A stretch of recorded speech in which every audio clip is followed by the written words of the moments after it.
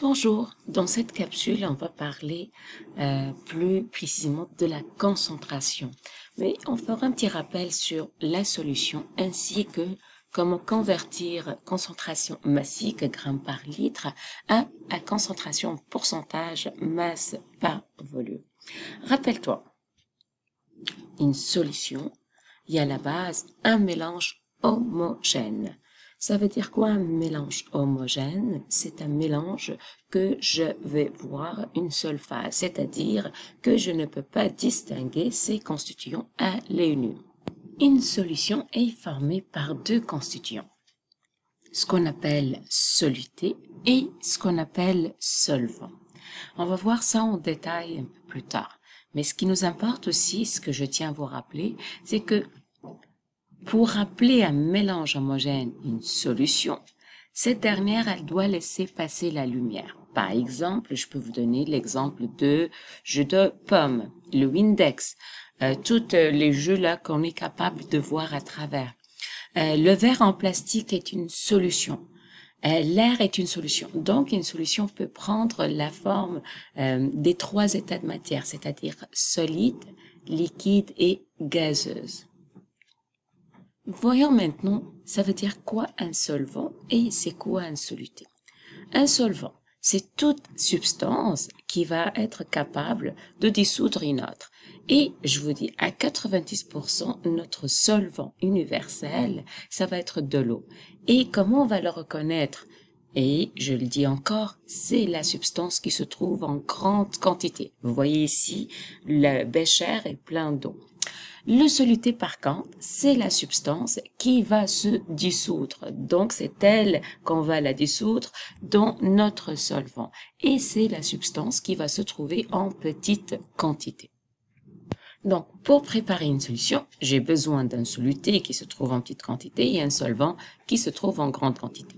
Donc, ça, c'est mon solvant qui est l'eau sous forme liquide et ça, c'est mon soluté. Et là, qu'est-ce que je vais faire? Je vais dissoudre mon sel dans l'eau et ce que ça m'amène, c'est que à certains moments, les particules qui forment le sel, qui étaient sous forme organisée d'une façon, ils vont s'organiser d'une autre façon jusqu'à que elles soient invisibles à l'œil nu et à ce moment, on va parler de dissolution.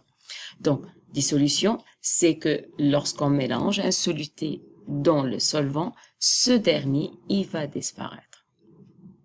Lorsque je dis qu'il va disparaître, c'est-à-dire que je suis plus capable de voir à l'œil nu. En fait, mon soluté, il est encore là. Donc, si je prends encore le même exemple, mais je rajoute encore mon soluté dans mon solvant. Donc ici, ça c'est, j'ai pris cet exemple. Qu'est-ce qui arrive lorsque je rajoute mon soluté? Vous voyez que ma solution devient sa couleur est plus foncée. Donc ici, c'est le bleu foncé. On va parler plus que ma solution est plus concentrée. Ça veut dire quoi, ma solution est plus concentrée? Une solution plus concentrée, si on se base sur ce qu'on vient juste de voir, c'est une solution qui contient plus de soluté. Donc, ce qui nous amène à aborder ou à expliquer la concentration. La concentration, c'est quoi? C'est le rapport entre la quantité, vous voyez, la quantité de soluté, seulement le soluté, et la quantité totale de ma solution. D'accord? Je répète, la concentration, c'est la quantité, c'est le rapport entre la quantité de soluté et la quantité totale de ma solution. Concrètement dit, comment on va écrire ce rapport?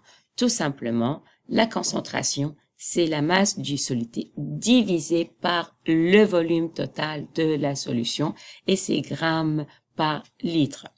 D'accord? Ce qu'on appelle la concentration et parfois l'année prochaine, secondaire 4, vous allez entendre le terme massique lorsqu'on parle de concentration massique, c'est-à-dire que je vais exprimer la concentration en grammes par litre. Quels sont les deux facteurs qui vont affecter ma concentration? Tout d'abord, ça va être la masse de mon soluté. Plus mon soluté va être en grande quantité, plus ma concentration va être, ma solution va être concentrée. Et le volume du solution, plus mon volume de solution va être grand, plus ma concentration va être petite. Donc, pour voir si vous avez bien compris, on va faire un petit exemple pour comprendre comment calculer un exercice de concentration. Donc, qu'est-ce qu'on vous demande? Déterminer le volume de la solution ci-dessous, qui présente une masse de soluté de 20 grammes et une concentration de 2 grammes par litre. Je rappelle bien, n'oublie pas de faire une démarche complète.